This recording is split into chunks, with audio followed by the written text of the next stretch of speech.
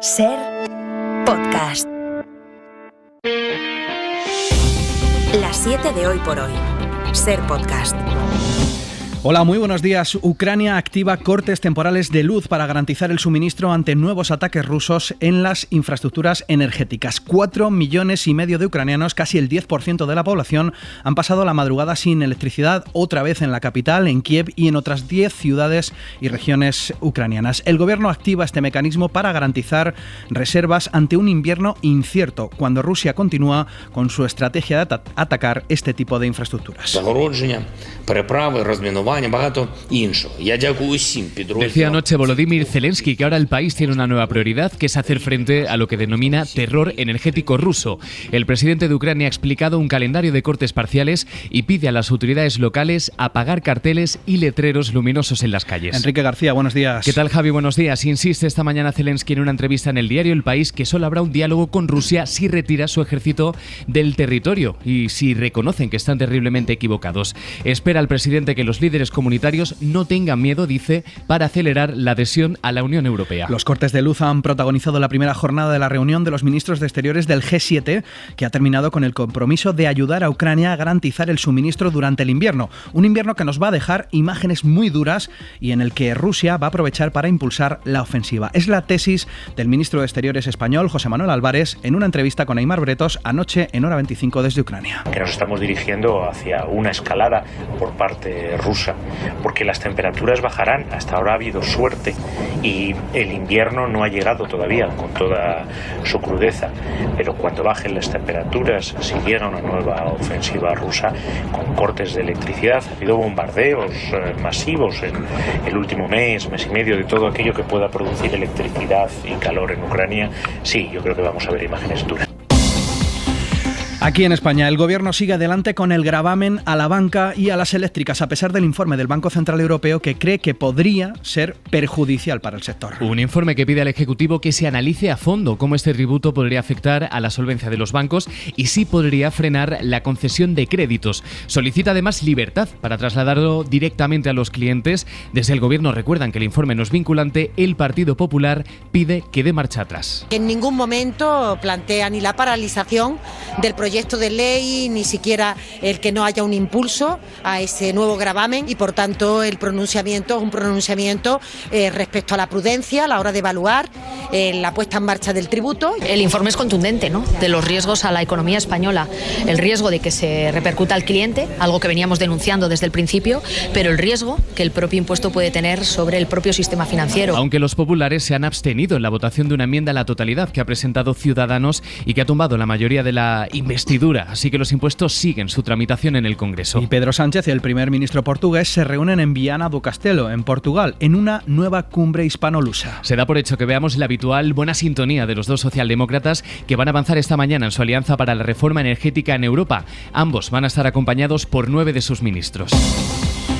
La crónica internacional del viernes nos lleva de nuevo a Brasil. Las autoridades confirman que han terminado los bloqueos en las carreteras de los partidarios de Bolsonaro, cuyo gobierno ha comenzado la transición de poder con el equipo de Lula. Fernando Bayo, buenos días. Buenos días, sí. A pesar de que Bolsonaro sigue sin reconocer de manera explícita su derrota electoral, la transición ha echado ya a andar en Brasil. La transición ya comenzó. La transición ya ha empezado, ha dicho el número 2 de Lula, tras reunirse con quien es todavía ministro de la presidencia de Brasil. El proceso no se va a iniciar formalmente hasta el lunes, aunque los dos equipos hablan ya de conversaciones provechosas y objetivas. Mientras la normalidad regresa poco a poco a las carreteras del país tras varias jornadas de bloqueos orquestados por los camioneros partidarios de Jair Bolsonaro. Y hoy uno de los protagonistas del día será Elon Musk, que cierra su primera semana al frente de Twitter con el despido de prácticamente la mitad de la plantilla. Bayo. Más de 3.700 empleados de los 7.500 que tiene Twitter podrían irse a la calle hoy mismo. La información la dan Reuters, el New York Times y varios medios más en Estados Unidos, citando mensajes de la red interna de la compañía, mensajes de correo electrónico que dicen que la acción, por desafortunada, es necesaria para asegurar el futuro de Twitter. Más de 50 empleados de otras de las empresas de Elon Musk van a supervisar este proceso de despido. Se sabe que el nuevo dueño de Twitter ha encargado a su equipo seleccionar a los talentosos dentro de la plantilla actual y deshacerse del resto, y que también va a acabar con el teletrabajo que reina en Twitter desde la etapa de la pandemia, como hizo ya en la plantilla de Tesla. Así comienza el viernes, es 4 de noviembre.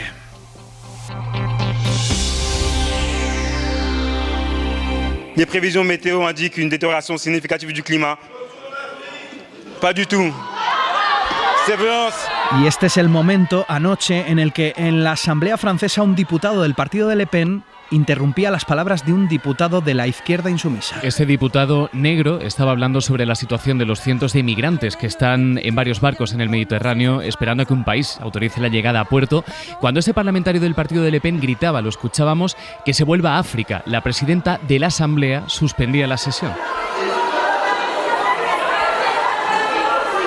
Y el diputado de Le Pen reconocía, ya fuera de la Cámara, que gritó que se vuelvan a África y que lo hacía en plural, en referencia a esos migrantes, y que su comentario no iba dirigido a ese diputado. Como si fuera más legítimo ese comentario sobre los migrantes que cruzan el Mediterráneo. Un buque de la ONG SOS Humanity, que porta bandera alemana, está esperando que Italia autorice llevar a sus puertos a los 179 migrantes, 100 de ellos menores de edad. Meloni se niega, Berlín exige que deje entrar a los extranjeros. Ángel Villascusa. Desde hace más de una semana, incluso en algunos casos 895 personas esperan a que Italia autorice el desembarco en sus puertos.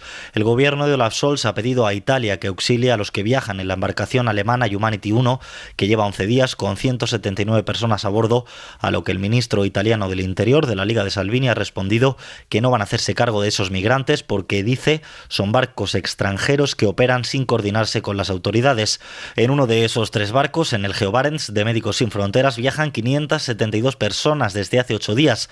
La líder de la misión, Anabel Montes, está a bordo del barco. Han sido 4 comunicaciones con 4 respuestas indicándonos que nuestra petición se ha pasado a las autoridades competentes.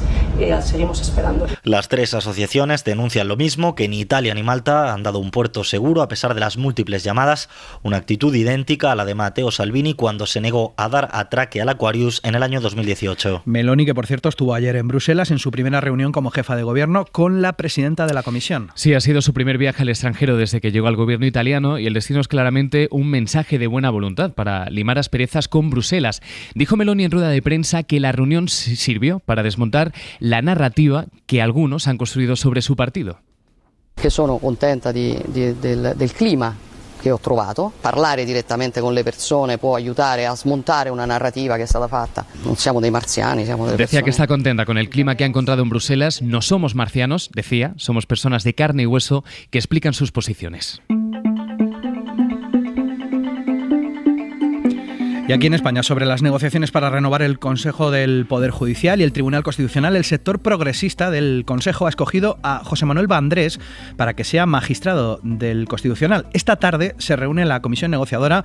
Los conservadores, de momento, acuden sin candidato. Pedro Jiménez. Los vocales conservadores que han impedido la renovación del Constitucional aceleran para poner un brete al Gobierno por la reforma que impide al Consejo hacer nombramientos, pero echan el freno para actualizar el Tribunal de Garantías. Piden más tiempo para elegir candidato, fijan la próxima reunión para el 16 y se resisten a dar el visto bueno al nombre progresista, José Manuel Vandrés, hasta que no valoren si este juez de carrera desde hace más de 30 años y magistrado del Supremo desde hace 19 reúne los requisitos. Lo que se han activado ya es la configuración del mapa negro judicial, pidiendo información para conocer los órganos judiciales que necesiten refuerzos ante la imposibilidad de hacer nombramientos. Además, instan al sector progresista a emitir comunicado conjunto de queja por esta situación. Gracias, Pedro. Y la Junta Electoral Central ha emplazado a Carles Puigdemont a ir a Madrid para recoger su acta de eurodiputado. Sí, lo hace como respuesta a una carta que envió la presidenta del Parlamento Europeo el pasado mes de septiembre. Roberta Metsola pedía aclarar entonces la situación del expresidente y de otros 3 eurodiputados catalanes que fueron elegidos en las elecciones de 2019, pero que no juraron la Constitución y que tampoco recogieron sus actas. corresponsal comunitaria Griselda Pastor. Sin respuesta oficial de momento en Bruselas, argumentando que la presidenta de la Eurocámara ha estado muy ocupada con la visita de la italiana Meloni. Es normal. Este caso ha evolucionado, como recordaréis, según quien ha ocupado la presidencia del Parlamento Europeo, con Tajani del Partido Popular, ministro, y del nuevo gobierno italiano de ultraderecha se les vetó el acceso, con Sassoli, italiano también, pero socialcristiano.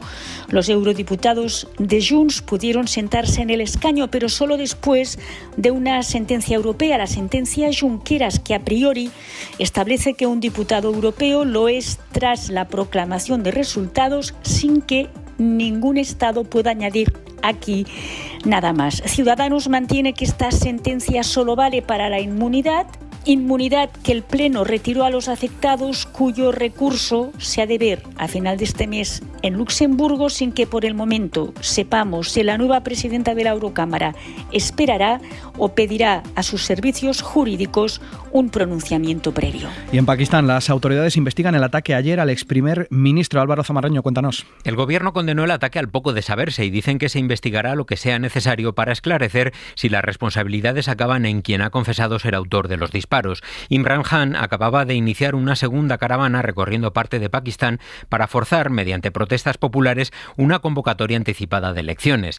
El gobierno mantiene que se celebrarán cuando corresponden, ya el año que viene. No se sabe si tras este ataque, definido como un intento de asesinato claro, abandonará su protesta y su pretensión de volver al poder, al mismo puesto que abandonó en la pasada primavera en una moción de censura por acusaciones de corrupción que su entorno define como una fabricación judicial contra esta figura, estrella del críquet en el pasado. Hoy por hoy noticias.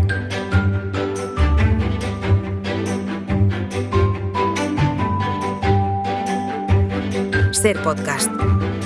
Tiempo para conectar con la red de emisoras de la SER y que nos cuenten cosas que están pasando en el ámbito local. Hoy nos vamos a Aragón con Pepe Las Marías. Hola Pepe, buenos días. Hola, buenos días. Y a Canarias con Héctor Palmero. Hola Héctor, buenos días. ¿Qué tal, Javier? Buenos Empezamos días. contigo, Pepe. En Huesca un hombre ha acudido al examen de conducir llevando su coche. Sí, parece curioso, pero es que es verdad. Bueno, la verdad es que el examen era el teórico, al menos, no era el práctico. Tenía 31 años, el muchacho tenía retirado el permiso de conducir por haber perdido todos los puntos, pero él acudió a la prueba teórica conduciendo el vehículo y la Guardia Civil, pues lógicamente, cuando le pidió la documentación, pues vio que este señor había perdido todos los puntos. Para quien se le ocurra hacer estas cositas, esto es un delito contra la seguridad vial, cuyas penas son 6 meses de inhabilitación, pena de prisión de 3 a 6 meses, multa de 12 a 24 y trabajos sociales de 31 a 90 días. En Canarias seguís reclamando la momia Guanche, que está aquí en Madrid, ¿no? En el Museo Arqueológico. Sí, se ha hecho hasta en 7 ocasiones ya. Se trata de la momia aborigen mejor conservada. Fue localizada en la segunda mitad del siglo XVIII, trasladada a la corte del rey Carlos III. Pertenece a un hombre adulto de más de 30 años. Está datada entre el 1154 y el 1260 y se cree que formaba parte de una cueva sepulcral en la que se encontraron centenares de estas momias. Como medida coyuntural, y digamos que para tener algo con lo que conformarnos, se ha creado una réplica muy fiel a la original que se podrá visitar en el Museo de la Naturaleza y Arqueología en Santa Cruz de Tenerife. Su director, Conrado Rodríguez, nos los contaba así. Fue hecha por un escultor forense de lo más prestigioso de Madrid, luego un poco retocada aquí para adaptarla a la forma de exposición. Cumple el objetivo, especialmente sociocultural, de que la gente pueda admirar esa réplica. Y es que insisten, Javier, se asegura que no hay justificación alguna para que esta momia guanche no sea devuelta al archipiélago porque ya otras, en su momento, han podido retornar. Pepe, ¿a ti te gusta la poesía? A mí mucho. Pero lo que pasa es que, claro, pintarla en los monumentos de la ciudad, eso ya no está tan bien, ¿verdad? No, a mí no me da, y algún poeta frustrado, sí, así lo llaman los operarios de la limpieza de Zaragoza, que están ya bastante hartos de eliminar las pintadas que afean el monumento del Batallador, la iglesia de la Magdalena o la catedral del Aseo, porque este individuo pinta versos, además con un spray negro. Mira, te voy a leer un fragmento de lo que escribe, debe ser autoría propia. Sé su luz en las tormentas, el amor en sus lágrimas, la bondad en su ira, la paciencia en sus enfados, y sigue el poema, porque además el poeta vándalo es de escribir mucho. Los operarios, es de esos poetas, ¿no? Es de esos. Claro, los de la limpieza le piden que se abra un blog o que publique un libro para dar rienda suelta a tanta inspiración que tiene dentro, pero que deje tranquilos y en paz a los edificios Señor públicos. Poeta vándalo, si nos está escuchando, por favor, no dé más trabajo a los operarios de limpieza de Zaragoza. Pepe, un abrazo. Adiós. Hasta luego. Y Héctor, los canarios son los españoles que más discuten por las tareas del hogar, pero ¿cómo puede ser posible? Pues es bastante posible, son al menos los datos de una encuesta realizada por una empresa de limpieza y no se trata de una realidad baladí, estamos hablando de 2 de cada 3 canarios que admiten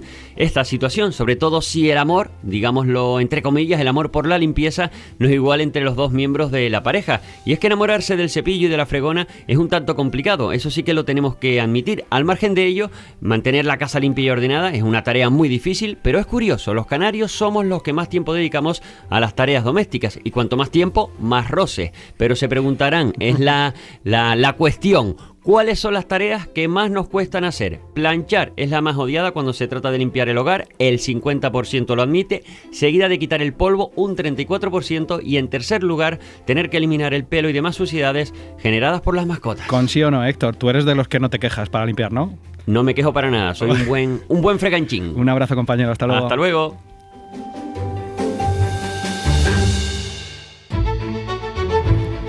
Y los viernes Pepa Blanes nos trae los estrenos de cine de este fin de semana.